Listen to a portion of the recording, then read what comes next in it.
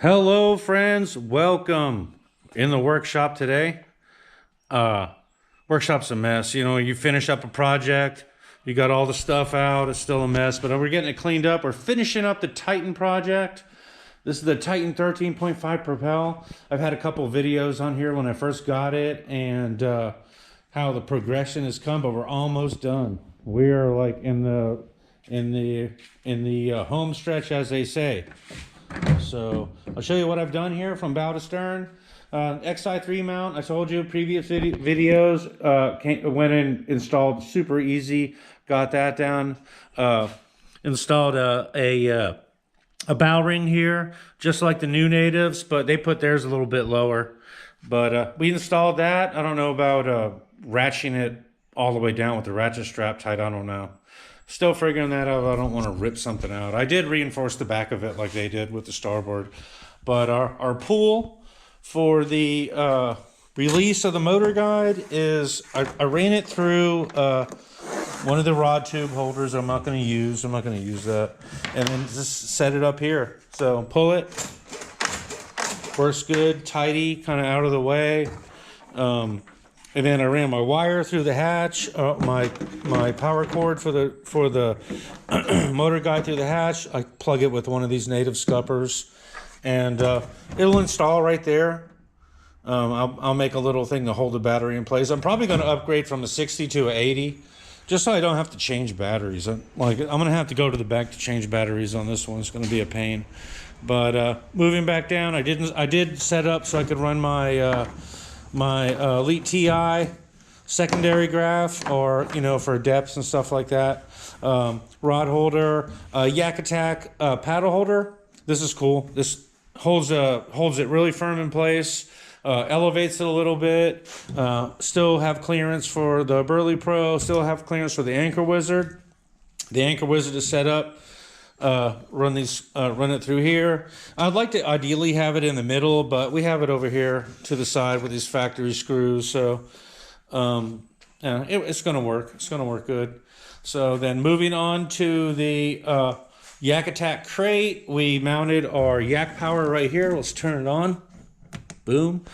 Yak Power's lit up. And then in here, I have just one of those Li-Pro 60. It's a cheap battery. It's a good battery.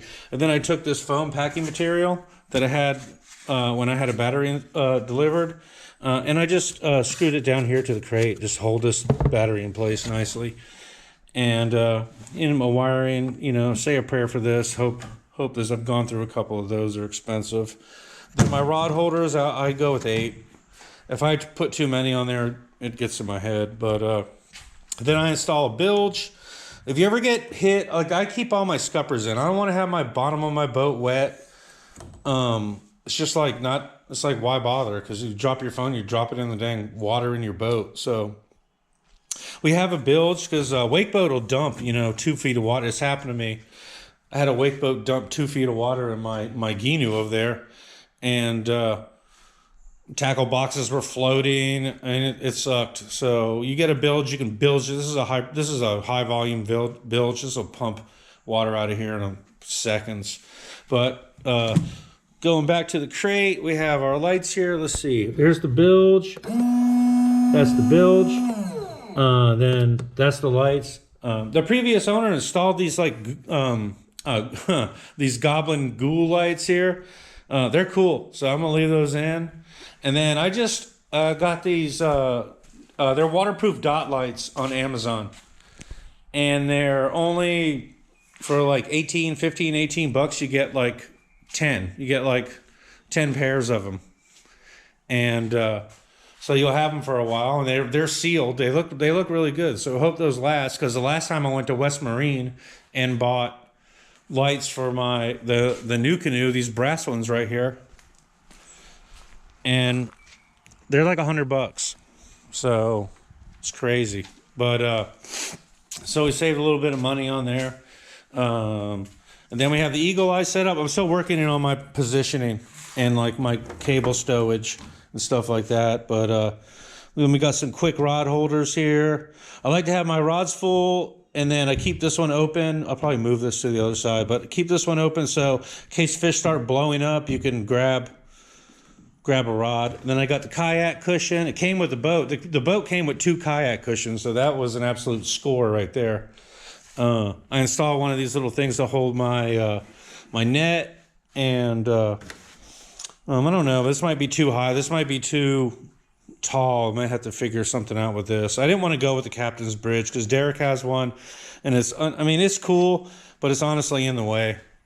So we got that. And then there's a few things to do to the trailer. The trailer is pretty unique here. This is a jet ski trailer, which I always recommend because a jet ski is like 700 or 800 pounds, and kayak weighs nothing and compared to that. But they last forever. The tires last forever. The bearings last forever. Just keep them pumped.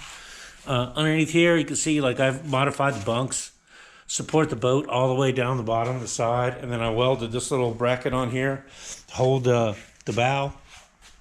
Always recommend getting one of these wheels to move it around. And then actually it's funny because this part here, from here to here, costs more than the trailer. Trailer was like $300. Probably got, I don't know, probably got around $1,000 in this trailer. But this tongue coupler right here, which is I have it fixed, but you can make it a swing away. It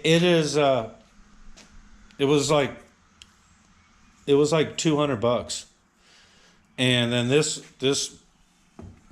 got the pipe, I mean, it got the same gauge or whatever, same 2x4 from the metal place. That was like $40. And then the tongue, I got a brand new tongue, that was like $40. So have almost $300 in the extension, but it was too short. I mean, that is too short. So this is a perfect length. The longer the trailer, the easier it is to deal with, the easier it is to back up and stuff like that. Always remember that. But there's an overview. Trying to think of anything else. But that's it. I'm excited. I might just take it on the water and pedal test it, and then I'm going to get my numbers. I got to figure out a ratcheting. I like to use this style. Where to put that? The thing's a mess. Oh, this style, ratcheting style. I'll probably put this one here to hold the bow down, and